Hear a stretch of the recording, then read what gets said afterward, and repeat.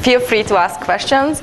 The tutorial I'm going to give today is mostly related to the lectures we heard yesterday from you all. And on Thursday morning, I'm going to speak about lamplighters. And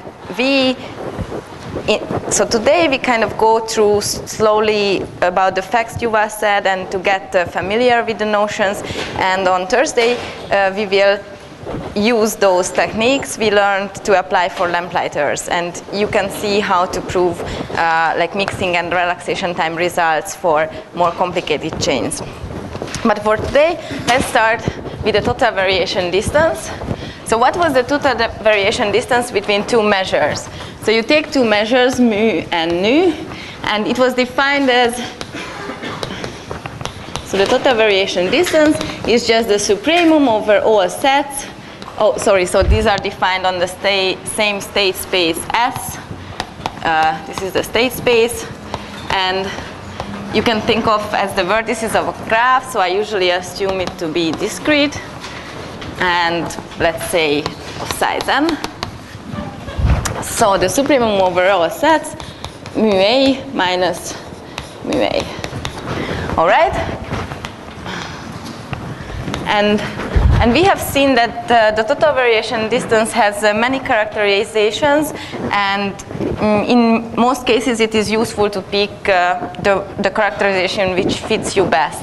So I will prove the equivalences that this is actually 1/2 the L1 norm between the two measures. So you take all sides in S and you sum up mu x minus mu x, so the difference between the two measures. And this is also equivalent if you only sum up those coordinates where, let's say, one measure, the first is bigger than the other, mu x minus mu x. And then it's also equivalent to the infimum over all couplings. I will tell you this in more detail in a second.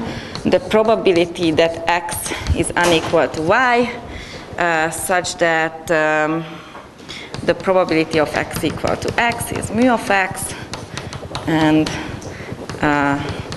y equal to y is mu of y, so over all couplings.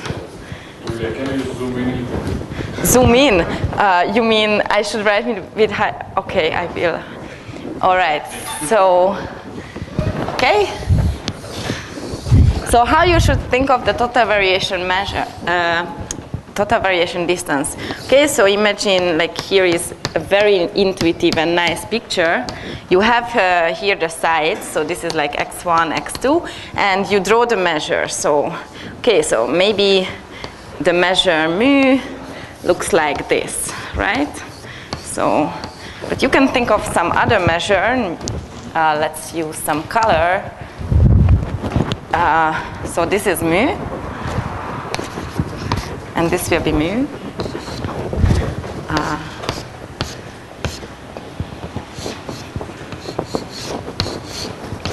All right, so now the question is, if you want to determine the supremum over all sets, the difference between the measures of the two sets, intuitively, it is very clear what you have to do.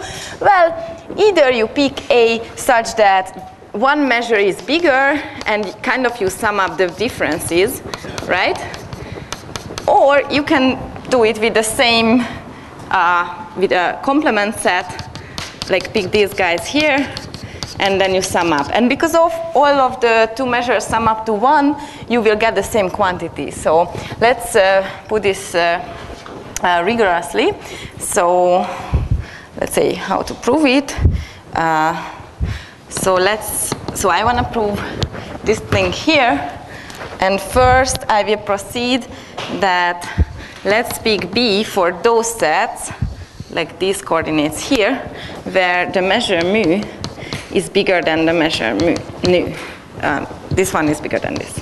Okay, so I claim that for any other set A, this mu of A minus nu of A is less than the same quantity with B. So why is that?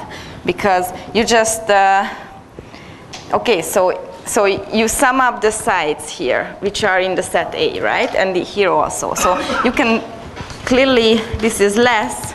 If I take the intersection with B, why is this? Because here on A intersected by V, mu of x is bigger than nu of x.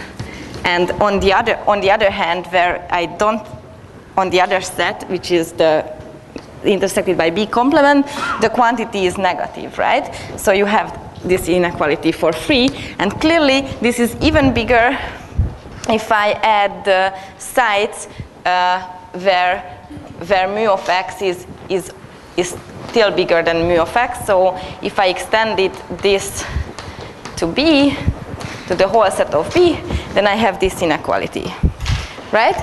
So, and this holds for any set A. So this kind of proves you that, let's say, what does it prove? That this thing here, let's call this 1, this is 2, this is 3. So it proves you that 1 is less than the third.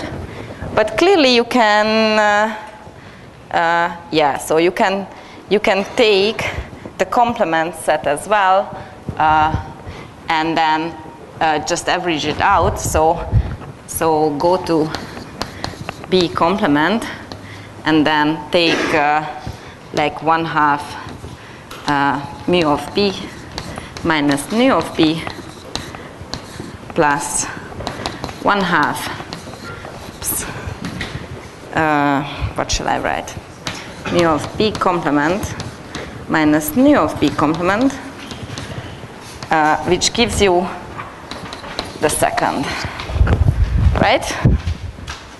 Is that clear? Because here you sum up those over those coordinates which where the mu measure is bigger, and if you do that with the other measure, the quantities are the same, because you can plug in like the measure of B complement is 1 minus the measure of B.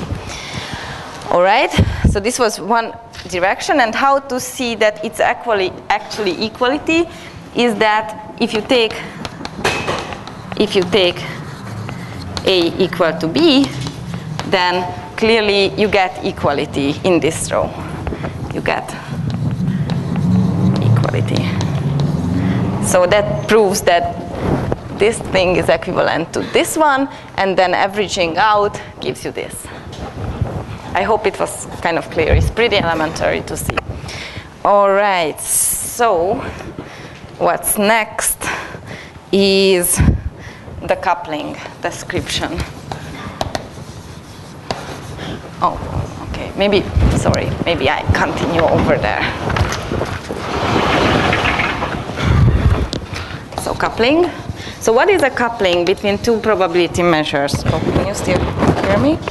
So the coupling is a measure QXY such that each marginal is, so the one marginal is mu and the other is nu, such that sum over x QXY gives you mu of y, and sum over y QXY gives just you mu of x.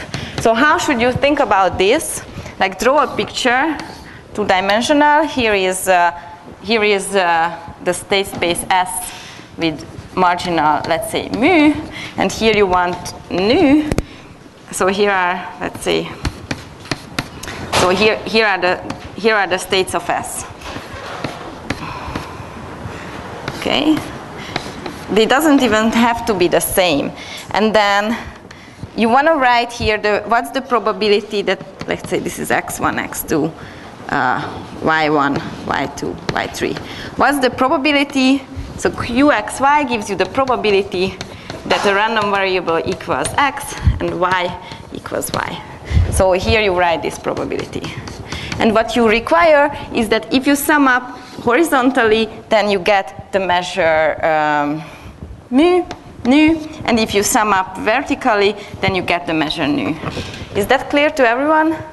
All right, so exercise, prove that I mean couple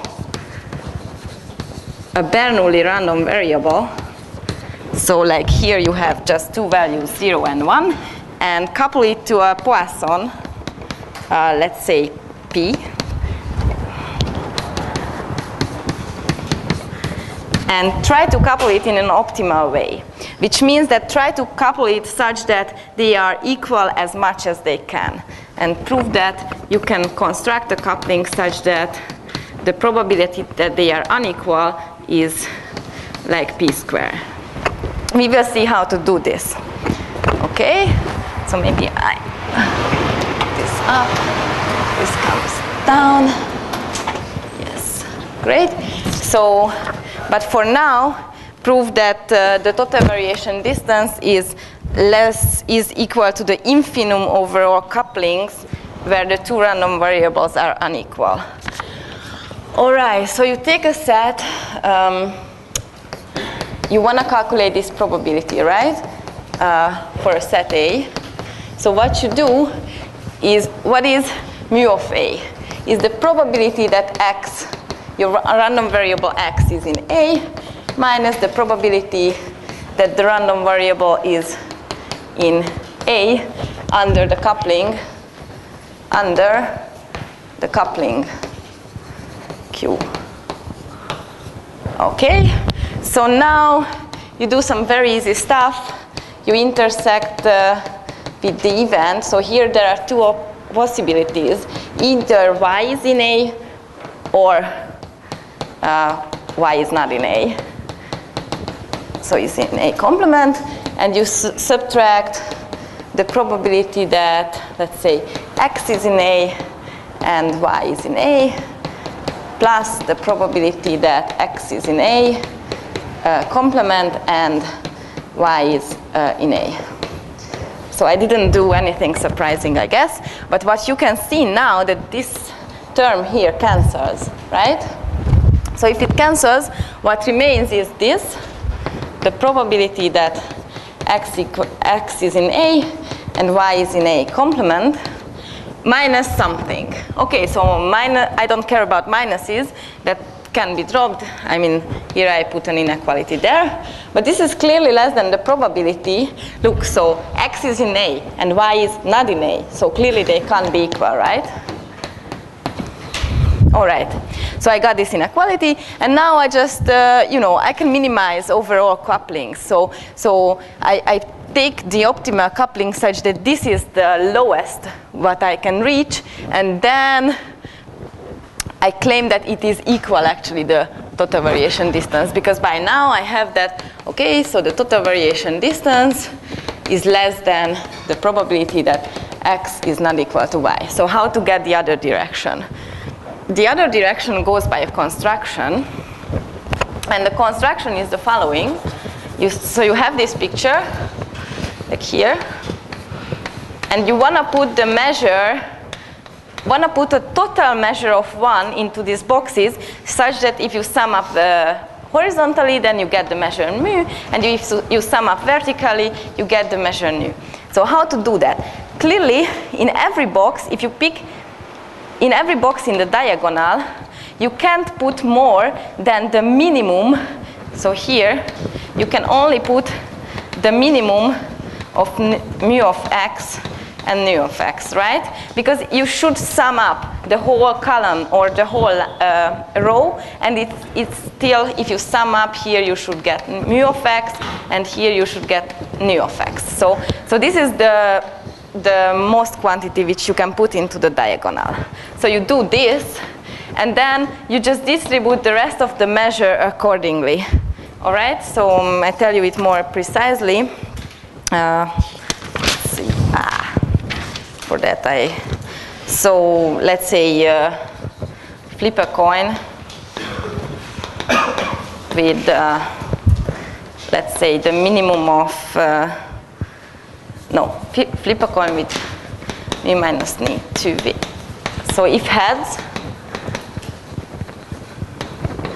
so flip a coin with this probability, so this is less than 1, as we have seen, and if heads, then capital X will be equal to y, and and pick a side with probability like what's the minimum of mu of x divided by the total variation distance. Okay, so the claim is that if you put this into every diagonal, then you get the total variation distance. And what you do is you have put this into the diagonal, and then you can flip a coin with this probability such that, after that you can pick x equal y equal. So this is the probability that x equal y equals little x, conditioned on the coin flip is heads. But what if it's tails? If it's tails, then you pick, you distribute the measures such that you get the correct marginals. So if tails, what you do is p x equals x is like mu of x minus nu of x divided by the probability that, what is this probability? 1 minus the total variation distance. No, still the total variation distance. TV. If x is bigger than, mu of x is bigger than nu of x. Okay, and the probability that y is, I will raise the board in a second. Okay, it's just the same, but the other way around,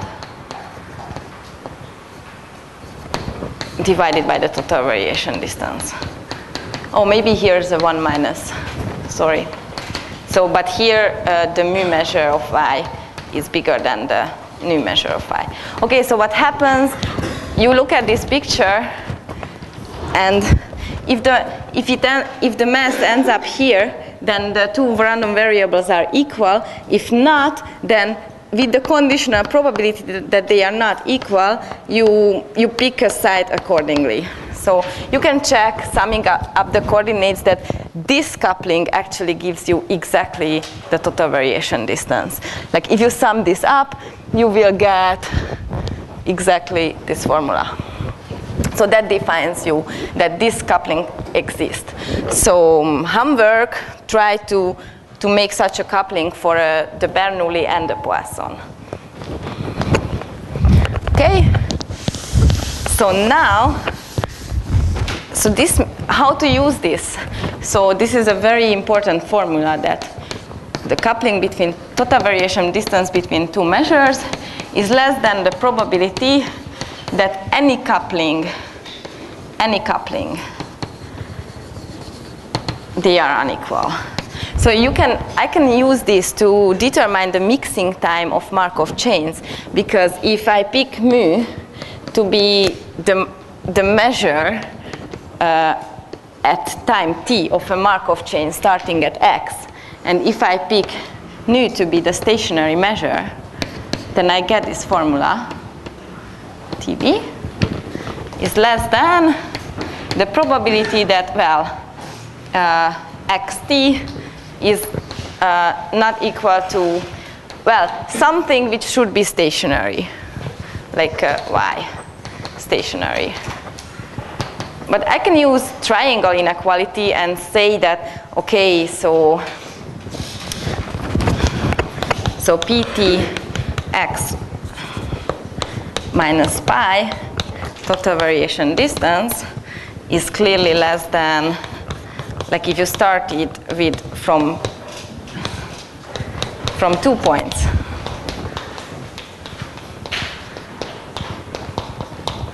Oh, that's what I wanted to write. No, sorry, here is pt y dot. Yeah, so this is true. Okay, so we get that if I have a Markov chain and I start it from two vertices x and y, then this is just the total variation. This is less than the maximal total variation at time t, which is like dt txt and tyt, which is clearly less than the maximum, so 2 times dt. Okay? And then the other direction, that this is less than dt. Wow, I forgot that, how to prove. Okay, this is also pretty easy to see. Maybe I skip that to give you examples. Okay, I postpone the proof of that to later. But the thing is that if you wanna determine the mixing time, what you should do is you start the chain from 2 positions, x and y, and this is the probability that xt is not equal to yt. So, and you want to make a coupling for the Markov chain until they meet, right? Do you still follow me? I really hope so, because now we are going to make a coupling for the cycle, and we are going to determine the mixing time of the cycle. So, all right, so mixing time of the cycle.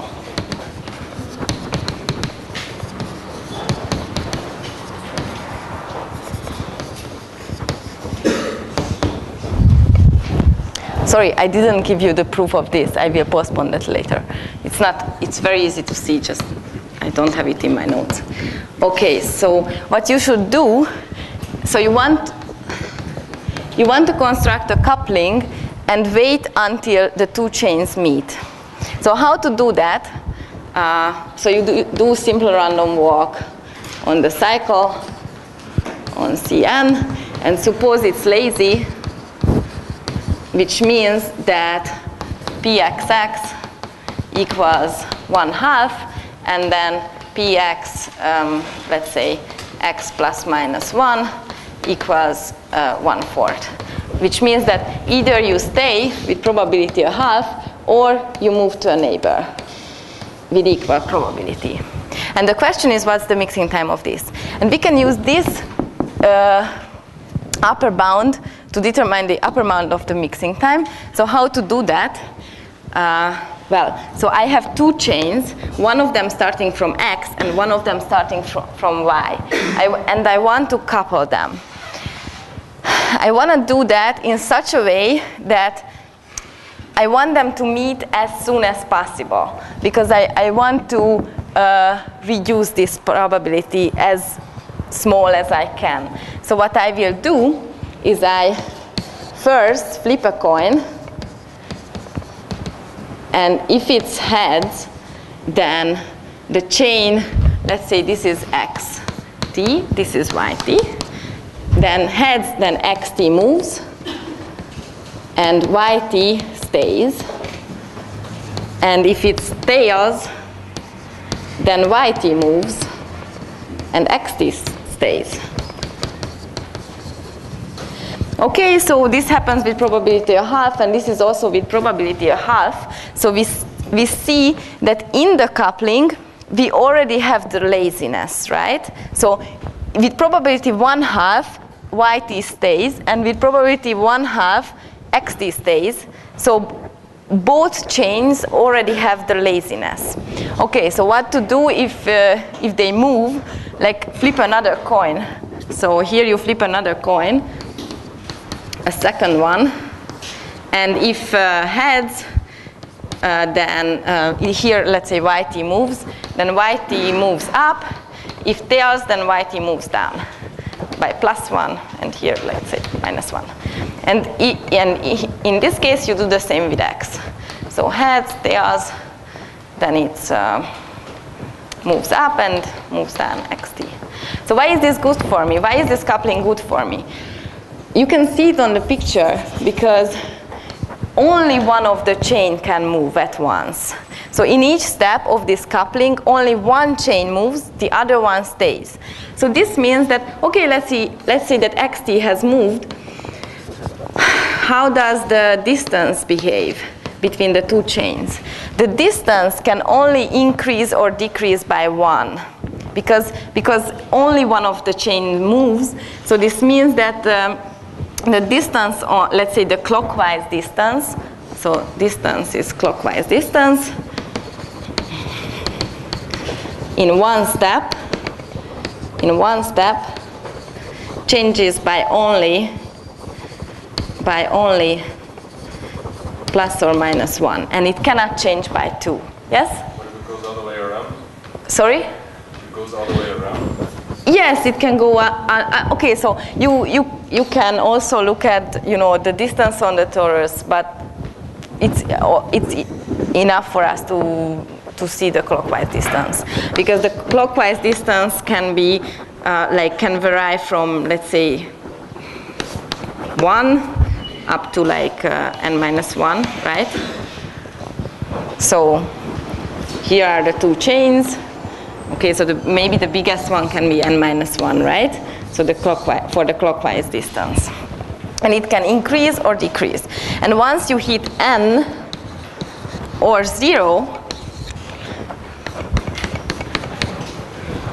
so this is the clockwise distance, let's say dt, and it moves up or down by 1. And once it hits 0 or it hits n, then the two chains merge. Okay? And in each step, the clockwise distance actually changes by only plus 1, but this happens with probability 1/2 and the probability 1/2. So is someone who recognizes this problem?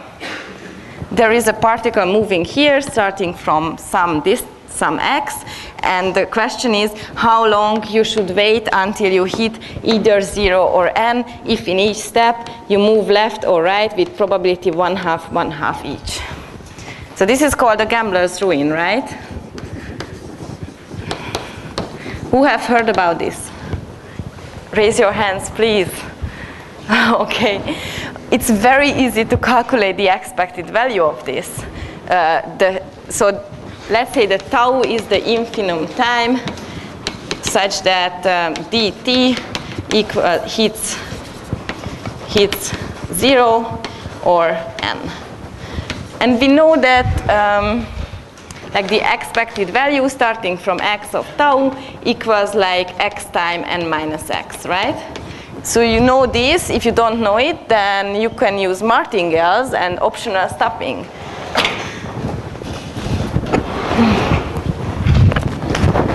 So look at the martingale, like dt is a martingale, and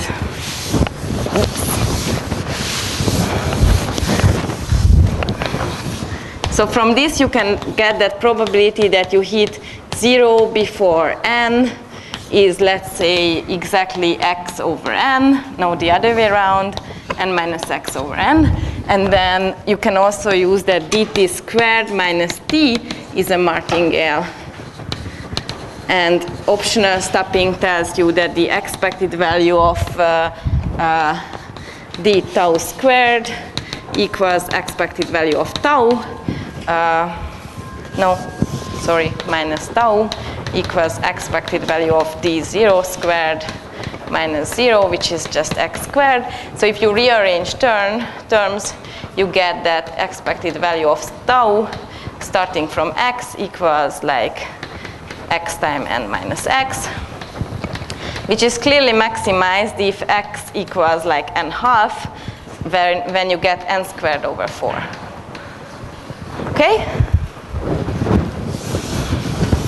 So why is this good for us?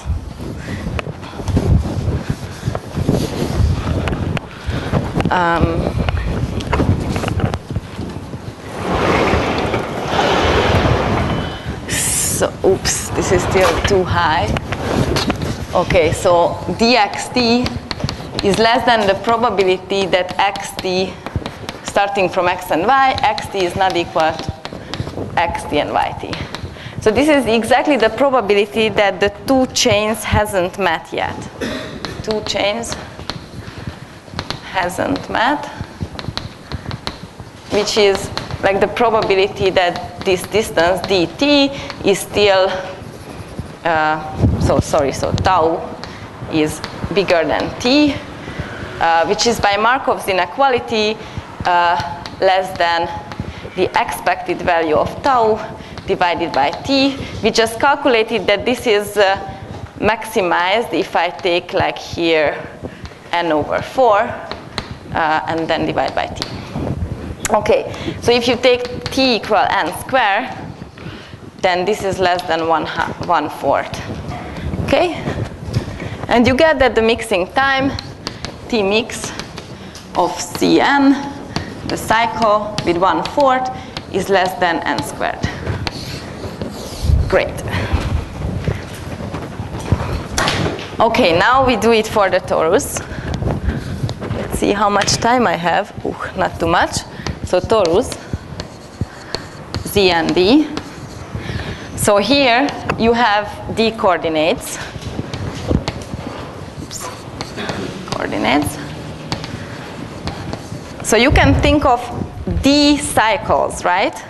And then you just do the same coupling in each coordinate. So use the same coupling in each coordinate. Namely, what you do is you pick a coordinate first. Pick a coordinate for both chains.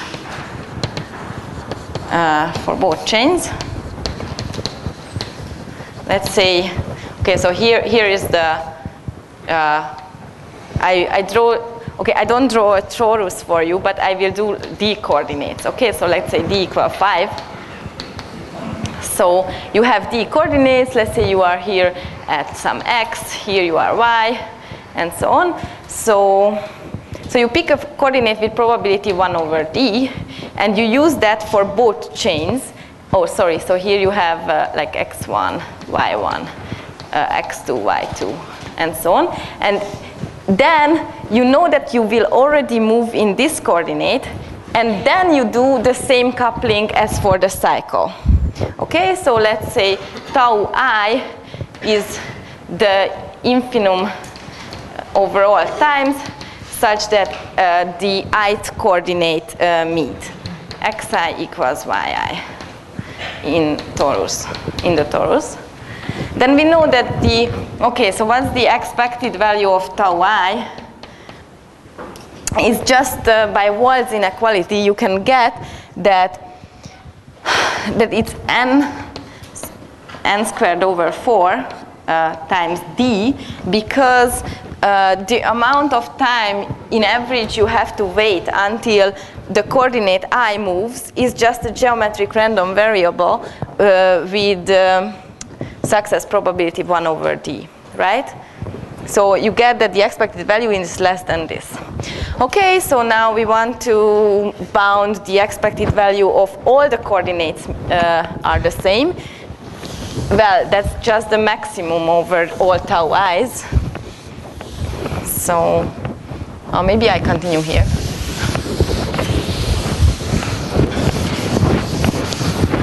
Okay, so the expected value of tau is just the expected value of the maximum over all i's, tau I, which is clearly less than the sum,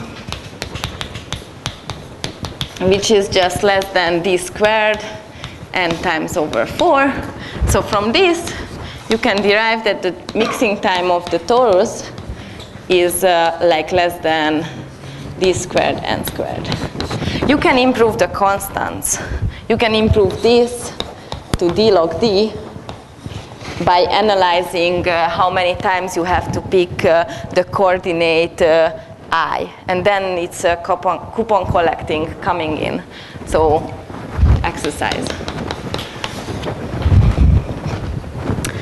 All right, so that's for the coupling. And yesterday, Yuval talked about strong stationary times and stationary times. And I want to explain you in more detail how are they useful and why are they good for. And I got some questions during the afternoon for which, sorry. So which tells me that I kind of have to explain a bit that how can I reach stationarity randomly. So So this is the time, and this is like your starting measure, and this is the distance from, okay, so distance from stationarity. Okay, and we know that it's decreasing in time, so dt is decreasing. That was an exercise. So it's decreasing in time, and the mixing time is the time where you reach, so this is t mix, where you reach the level 1/4 or epsilon or whatever. Okay? And so I got the question that how can it possible that because it's just decreasing, it will never reach 0. That how is it possible that, you know, there are times at which you are exactly at stationarity? And what is hidden here is the randomness. Like this is deterministic. So you cut the picture at a deterministic time. But if you are talking about strong stationary times or just stationary times, those are random times.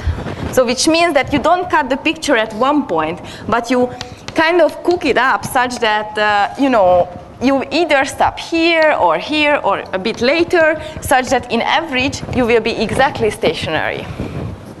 Okay? So I repeat the example of Yuval because it might be helpful to understand it. So you have the hypercube. So this is the hypercube on d coordinates. So you have let's say d equals 6. 6 coordinates of 0, 1. And the chain is lazy, and it does the following. You know, you pick, either you stay with probability 1/2, or you pick a coordinate and refresh it to the opposite one with probability 1/2d. Okay? So this is stay, and this is refresh one coordinate. So this is the dynamics of the Markov chain. And the question is, okay, how to define a random time now, not a deterministic one, a random one at which I guarantee you that I'm at stationarity. So you can do the following. You rearrange this thing here a bit, and you say that first you pick a coordinate 1/d, and then, so pick a coordinate, and then with probability 1/2, whatever it was before, you forget about that, you set it at 0 and you set it at 1. Okay, so this, it's very easy to check that it's actually the summed up probability that you stay where you were is exactly 1/2, and the probability of moving in one coordinate is 1/2d. So you get the same dynamics. But this is very good for me because once I have picked one coordinate, like say this one, then the marginal of the distribution in that coordinate is already completely random, right? Because with probability 1/2 you have set it to 0, with probability 1/2 you set it to 1. And what else you should know is the stationary distribution overall configurations is just the product measure.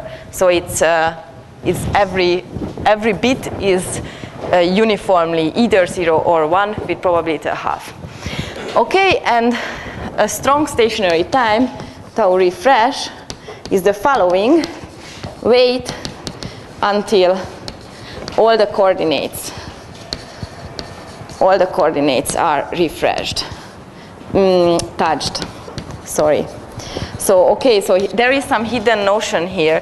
This is not a stopping time for the Markov chain itself, because maybe I touched this coordinate, but I didn't change it, and it's already, according to my stopping rule, it's already random, right? So this is a stopping time which is using some extra randomness. So we call it a randomized stopping time. This is a randomized stopping time, but that's fine. Okay, and clearly if you see that, okay, so maybe I pick this coordinate first, then I pick this coordinate the second, and then again, so first, second to refresh, and then this change to 1, and then I pick this again. So, and the time when I have already picked all the coordinates, then clearly I'm with probability 1/2 at each coordinate. So the configuration is completely random. But this is a random time. And you can calculate what's the probability that tau refresh is bigger than t is less than the probability that, you know, there exists okay, so less than like d times the probability that coordinate I is not touched yet. Okay, so what's this? It's a very easy underground exercise. This is d minus 1 over d to the t, because in each time you pick some other coordinate, right? So, okay, so now, okay, let's say this is like less than d times e to the minus t over d, okay? And you plug in t equals, well, what's the right quantity to plug in?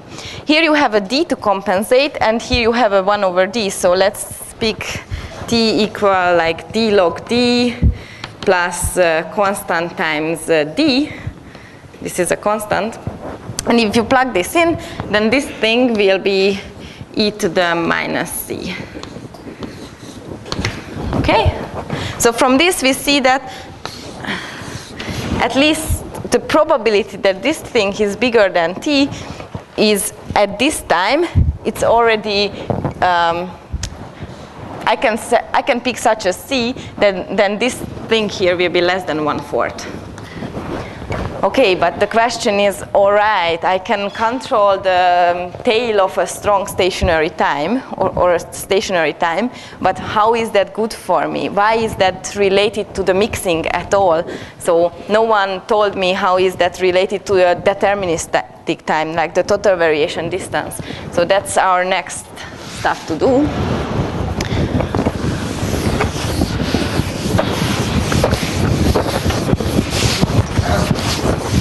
Yes? So does the strong stationary time always exist?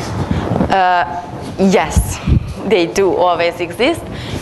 However, they are sometimes complicated to construct. So there are some chains for which the construction is easy, like here.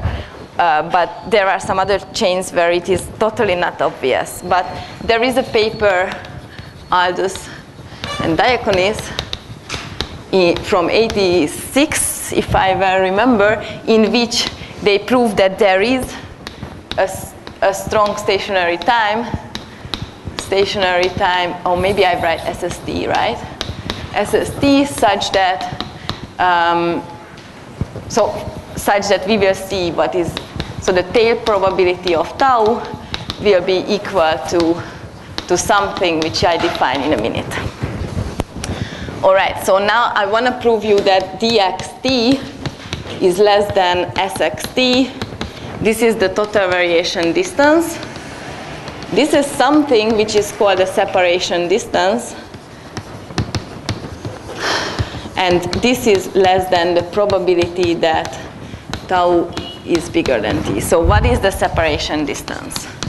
So this is just take a maximum over all y, 1 minus the probability ptxy divided by pi y. All right, so if you look at this quantity, you know that ptxy is tending to the stationary distribution, right? So we expect that at one point it will be close to pi y. So you divide and take the quotient. So yes, you take it and then you subtract it from -1. So this is close to 1. And you subtract it and you look at the difference. Mind that there is no absolute value here. So you just want it to be small from this direction. This is important. Okay, so why is dxt less than sxt? So separation distance. It's not a distance though, so it's not a metric. Okay, so this is not hard, but let me just not make mistakes. So this is like ptx minus pi. So sorry, so dxt means the total variation distance from ptx y minus pi y. Okay, so I look at the total variation distance if I start the chain from x. So this is, I use the characterization which I guess I already deleted, which was a mistake. Let's see if I have it. No, I don't have it. But there was this characterization where you only sum up those coordinates where this measure is, wait, which measure? This measure is bigger. So I only sum up those coordinates where pi y is bigger than ptxy. So, and if I do this, then here I just write pi y minus, oh sorry, this is equal ptxy. Okay, so I did nothing which is new, but now I can take out the pi y. So this is just very elementary, 1 minus ptxy divided by pi y. And I take it on all coordinates which are bigger, okay? So if you look at this, then clearly this thing here is less than if I take the max in y here. So I can take that out, right? So that's exactly the separation distance. And what is left is sum of pi y on some coordinates y's. But this is clearly less than 1. Again, less than 1. So this is just less than sx of t. Okay, so you get that the total variation distance is actually less than the separation distance. And now let's see that the separation distance is less than the tail of the strong stationary time. Oh, by the way, so how is the strong stationary time defined? So SST, let me remind you, so x tau equals x is independent of tau equal t. So this is the definition. So I have a stopping time such that the place where I stop is independent of when I stop. So you can express this that the probability that x tau equals x and tau, let's say, is less than t is equal to pi of x times the probability that tau is less than t. Maybe I should put here x0. So there is some initial vertex where I start from. The sponge is horrible.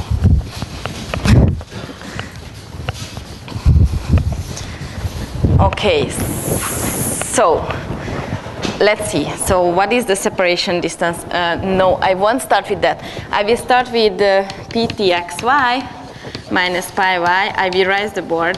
A second. Okay, so this thing here, what is this? This is the probability that xt, you start from x, you start the chain from x, that what's the probability that the chain is at y, divided by pi y. All right, but I want to get an upper bound on this, on 1 minus this quantity. So this means that I have to have a lower bound for this thing here. So I can just plug in the event that xt equals y and tau is less than t. So this is clearly a lower bound. I just added something, right? I mean, I intersected with another event. But here I can use that tau is actually a strong stationary time. So this is just pi y times the probability that you start from x and tau is bigger than t. And, less and equal pi y. Okay, so now you see what's coming, because this pi y cancels. And then you subtract the whole thing from 1 minus. So you take 1 minus ptxy, pi y is less than, well, 1 minus this. That's just the probability that tau is bigger than t, which is cool. So, and because clearly now, here you can take the max over all y, and you get the inequality. a very useful comment is coming. It was very useful for me, at least in my coming paper, that can I get better? Can I put equality, maybe? And the answer is yes, I can, if my strong stationary time is smart enough. So equality, if I can add this event, this intersection by free. If I can add tau less than t for free. Which means, okay, so how is that explained in mathematical terms? This means that, so the xt equal y event implies the event that tau is less than t. Okay? So if there is a starting point x, starting from x, there is a state y for which I can guarantee you that once I am at the state y, my strong stationary time has already happened, then I can get this intersection for free. And I can put here an equality, and I can put here also an equality. I mean, an equality. So tell me one, please, on this example. Do you know a state for which, if I reach that state, you can 100% sure guarantee me that I have already refreshed all the coordinates? Yes, exactly. You take the complement, right?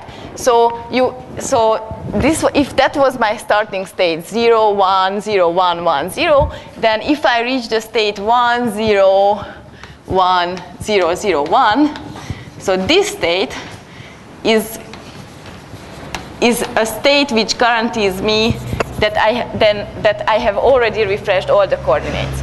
So this is called a halting state.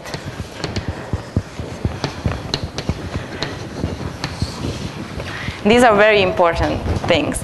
Like if you can guarantee that your time, your random time has a halting state, that in some sense that means that it's optimal. Okay, so let's apply it. Oh, maybe, no, sorry. I have to do another inequality first. So by the way, this direction was discovered by David Aldous, like the separation distance and the total variation distance inequalities. So let's see the other direction, which is the following. So I want to get an upper bound. And this is like less than 4 times the t half. Okay, so this is the other thing I'm going to prove. So here, mind that this is dt is the max over all x dxt. So I lose a bit. I lose the dependence on the starting point, but still, and I lose the half of the time, but still I can guarantee that the separation distance is also upper bounded by the total variation distance. And if I have a nice time, tau, which has a halting state, then here I can put that this is equal to the tail, tau bigger than t. So then this is very useful for me. You will see it on Thursday. So how to prove this? Well, that needs a careful analysis, so I will write it. So let's say t, let's move to 2t, right? So I have the same with 2t, so I want to prove this is 4 times dt. So I look at the transition probability pt xy minus pi y. Oh, sorry, I forgot to say, this only holds for reversible chains.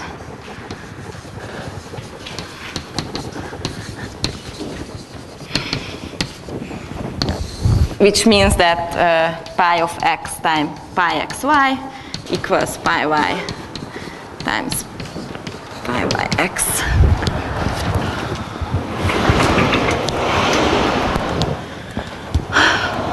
All right? So this is the reversibility condition. Okay, so I look at this, and I use Kolmogorov-Chapman. So what is this? This is sum over all z's, pt xz times pt zy divided by pi y. So I sum up over all possibilities z that at time t, so exactly at the half, I'm at the state z. Okay, so I didn't do too much by now, but now I will rearrange terms here. So maybe it would be better if I would have z here. So let's do that. Let's say pt x z. No. Which one do I want to exchange? Yeah, I want to get rid of the pi's of yz. Okay, so pt zy pi equals, let's say, so here I should put pi z equals p pi of y pt yz. So I guess you see what I'm gonna do, because I divide by this and divide by this. So I got pt zy divided by pi y equals pt yz, divided by pi z. So I'm gonna plug in this instead of this. Yes. So this is just sum over z, pt x z, and you will see in a second why was this great for me. Pt, let's say, yz divided by pi z, because now I'm gonna use, okay, so we wanna get, again, we wanna get a lower bound, right? As I well remember, so I multiply it by the sum of like square root of pi z squared. Just a tricky way, this is 1. Okay, so I multiply by 1. This, like, but I do it in a tricky form. And I also have this here, this guy. I take a square root and I square it. Okay, so now I hope everyone can realize that this is kind of the upper side of the Cauchy-Schwarz, right? So I can do it, the lower side on another board. Let's say here. No, this board is important. Then this comes.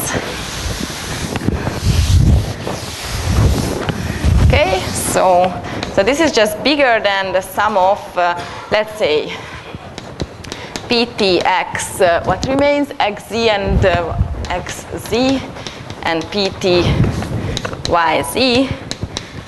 and divided by square root of pi z, and also multiplied by square root of pi z, which is great because pi z just cancels.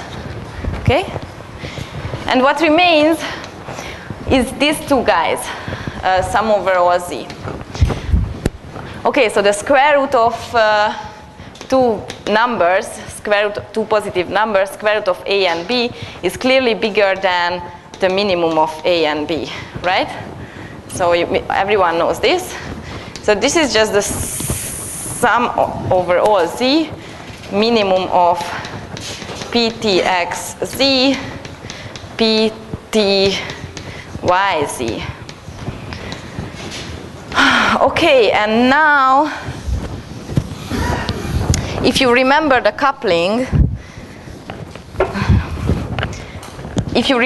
coupling, how we constructed the coupling between two measures. So you have the measure ptx dot and pty dot. Then the coupling measure exactly put this quantity in the diagonal. So what you see here is exactly the probability that under some coupling, ptxt equals yt. So, all right? So you can pick any coupling for this. So now, oh, maybe I forgot something like a square root. Yes? A square. A square is missing? I guess so. Great.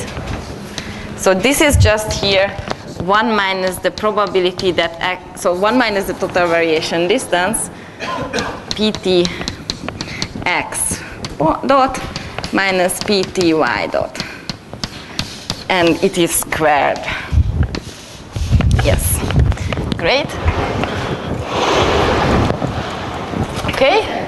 So now what is remaining is subtract the whole stuff from 1. Okay, so I get that 1 minus p2t xy divided by pi y is actually lower bounded by 1 minus pt. Oh, sorry, maybe this was a lower bound, so if I subtract, I get an upper bound. Great. X dot minus pt y dot squared. Okay, so you do the squaring and you use triangle inequality. So what remains is, okay, wait, how to use this? So here I can plug in, no, I don't want to have too many terms. So first you just square and you get that this is pt x dot, like 2 times minus pt y dot